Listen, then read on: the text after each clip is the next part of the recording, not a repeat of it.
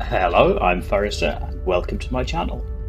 In this video I'll be reviewing the Star Citizen ship, the MISC Freelancer. Star Citizen is currently in public alpha test with the Freelancer as one of the flyable ships. As the Star Citizen ship modules are an experience in themselves, I thought it would be helpful to review a selection in turn. Whilst the Freelancer is the smallest ship I've reviewed so far, it's still a multi-crew ship with room for a few friends aboard. Although I'd expect the Freelancer to be mostly operated solo, there are facilities to cover said friends, and the four-seater arrangement for the cockpit reminds me of the Millennium Falcon, which is a cool environment for players new and old. The Freelancer is advertised as a long-haul merchant exploration ship with a medium cargo capacity. I've split this review into 5 sections, starting with a ship tour and deck flow, assessing combat performance, reviewing handling and visibility, looking at the operating and purchasing costs, and finally summarising. I've included timestamps in the video description to help navigate to each part of the review. Part 1. Ship Tour and Deck Layout. The layout of the Freelancer is fairly straightforward, operating a single deck. There are 3 entry points to the Freelancer, the cargo ramp at the rear, an airlock door on the starboard fore section, and an airlock at the top of the ship. At the rear of the Freelancer is the cargo ramp, and just above the cargo ramp is access to the rear manned turret. Cargo bay, which operates the main part of the cargo storage, is located in this section. Moving forward is the docking section, which includes the airlock above the ship.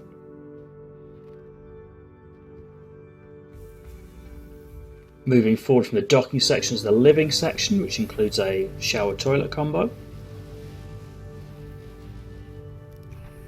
as well as some amenities. There are 4 crew beds and an airlock to the ladder outside. Moving ahead of the living section is the cockpit with 4 seats. Pilot seat on the left, co-pilot seat on the right, and 2 support seats behind. And each section is clearly marked above the door for which is going into.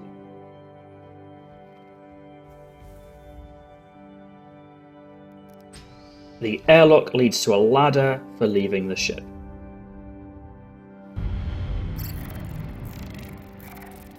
Part 2. Combat Performance.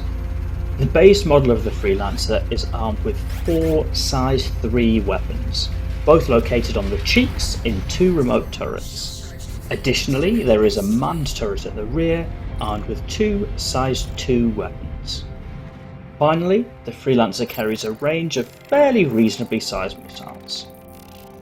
All in, that makes for a fairly well-armed ship, but largely in a forward-firing role. That's about as far as I'd go with it.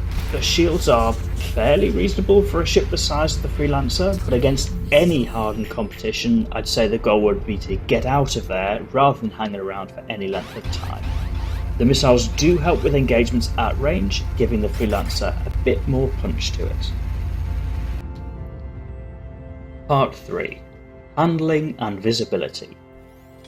So as far as handling is concerned, the Freelancer is actually fairly nippy. Manoeuvres feel responsive with a good traverse rate, whilst also giving the ability to make precise movements.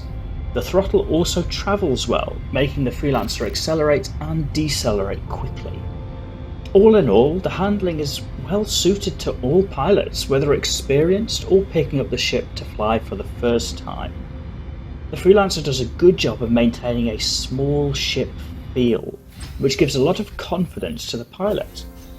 One thing to be careful of is when landing planet-side, air traffic control will often assign a very small bay, which can be a little tight and takes some getting used to. That said, landing on external or space landing pads is no sweat at all. The handling remains reasonable in atmospheric flight, such that it doesn't feel stressful to be leaving 0G. The top speed is a little reduced, but still respectable. The stock quantum drive is also fairly reasonable. Whilst not the fastest, the range is very good, which makes sense for a ship advertised as a long-haul merchant explorer. The challenge comes with visibility.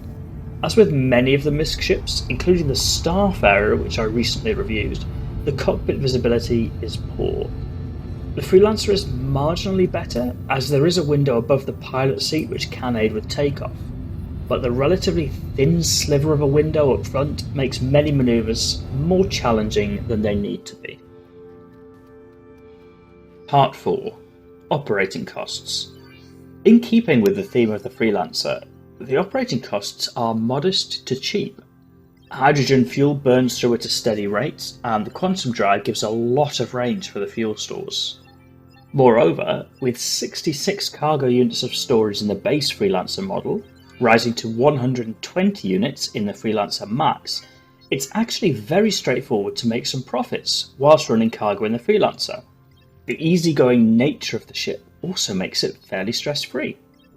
Clearly, the profitability is not on the same scale as larger cargo haulers, such as the Caterpillar, but for a new player looking to build up some capital, the Freelancer is a solid option, more than covering for the operating costs. Part 5. The verdict. So, delivering a verdict on the Freelancer is not especially easy because of the competition in the space that it occupies. Depending on variant, it can be bought in-game for 1.7 to 2.2 million Alpha UEC, which I'd say is a good buy until I remember that it's possible to pick up a Caterpillar for 4.7 million Alpha UEC, which is a much better buy. Equally, at a $150 price point for a brand new package, there are a lot of other options, ranging from the true starter ships of the Mustang or the Aurora to the Avenger, to most notably the Cutlass as more direct competition. Of the above, I'd still recommend the Freelancer to a new player who is less interested in the space combat side of things.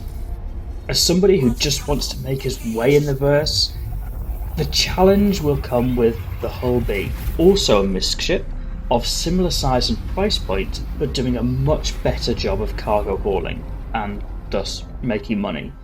So the niche of the Freelancer will likely become even smaller. That said, I think it's a great ship for a new player, partly because of the forgiving flight model, the ability to turn a modest profit, but most notably the range, which will give new players the option to explore far out into the Star Citizen universe. Lugging some cargo in the hold will cover the cost of the expedition, but Star Citizen, even in its current iteration, is a beautiful universe with a variety of things to see, and the Freelancer offers the opportunity to do just that, as well as bring a couple of friends up front, which is definitely a nice way to spend a few hours. With just a single man turret, ideally there for decoration, as the Freelancer isn't a fantastic combat ship, it's more the social element of having a friend along for the ride that would make it a multi-crew experience. I'm sure there will be players out there who would favour other ships over the Freelancer. In particular, I expect a lot of support for the Drake Cutlass. Let me know in the comments if you agree, or share any other thoughts on the Freelancer. I hope you found the ship review useful, and if you have, please do subscribe to the channel. It's very helpful to me to know what content you prefer, so I can focus more on that in the future. If you enjoyed the video, please press the like button, and for anybody who's looking for a group who plays the current patch of Star Citizen regularly, I've included a link to my organisation, the United Space Confederation, in the video description. And finally, thank you for watching, and I hope you'll hear from me in the next video. Landing complete. Have a pleasant stay.